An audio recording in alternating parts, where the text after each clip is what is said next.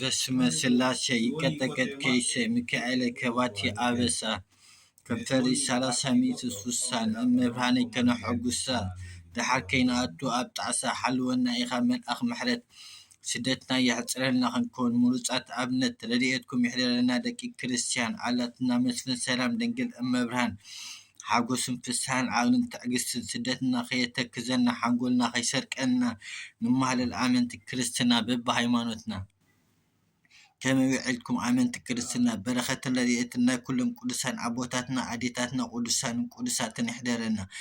بمقطع لهم على حموشة بجز كوين ورحوا بعلات ناي برهان علم قدس باولوس كوحي حوالي قدس بيتروس كم أني أبونا قبل منفس قدس إيو بولو بزعبا حوالي قدس باولوس برهان ناي علم تاريخهم كمصحف قدسهم كزنت ولكم كفتني حوالي قدس باولوس ካብቶም በሃይማኖት ቀና ሓደ እዩ ዝነበረ ክርስቲያን ሃገርና የባላሽዎ ኣለው ስለ ዝብልዎ ዝነበሩ ከዓ መሳደድ ክርስቲያናት እዩ ዝነበረ ካብ ዕለታት ሓደ መዓልቲ ካብ ሮማ ተበጊሱ ናብ ደማስቆ ክርስቲያን ከጥፍእ እንዳኸደ ከሎ ሃንደበት ምስ ፈረሱ በርቂ ሃሪሙ ኣውደቆ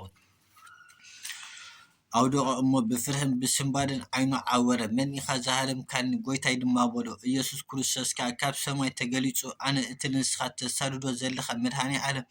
ንዓኸ ንህዝቢ ዓለም ካብ ኣብ ቀራንዮ ተሰቒለ ብደመይ ዝዓደግኮ ህዝቢ ተሳድድ ዘለኻ ኢኻ በሎ ሽዑ ቅዱስ ጳውሎስ እሞ ጎይታይ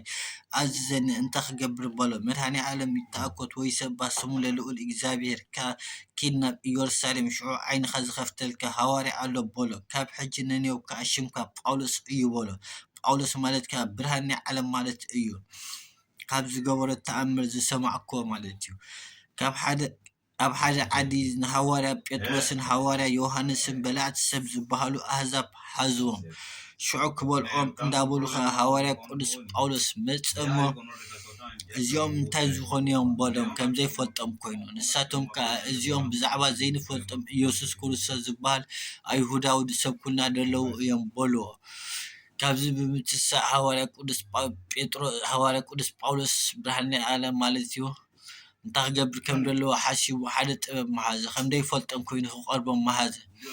ሽዑ ፀፍዖም እሞ ሃዋርያ ቅዱስ ጴጥሮስ ከዓ ኦይ ናይ ቀደሙ ተመሊስዎ ማለት እዩ ሃዋርያ ቅዱስ ጳውሎስ ሓወይሲ ኢሉ ብጣዕሚ ሰንበደ ሽዑ እንታይ በሎም ነቶም ህዝቢ እንታይ ክንገብሮም እሞ ሕጂ በሎም እሞ ክንበልዖም ሕጂ ዳ እንታይ ክንገብር በሎ ሽዑ ሃዋርያ ቅዱስ ጳውሎስ ሓደ ነገር ሓሰበ እሞ ስምዑን እንዶ እንድሕር ምዉታት ተሲኦም ተኣምንዎም ዶ ትገድፎም ዶ በሎ ንሳቶም እቶም ህዝቢ ከዓ ምዉት ተሲኦም ዳ ከመይ ዘይነኣምን ንገድፎም በሎ ሽዑ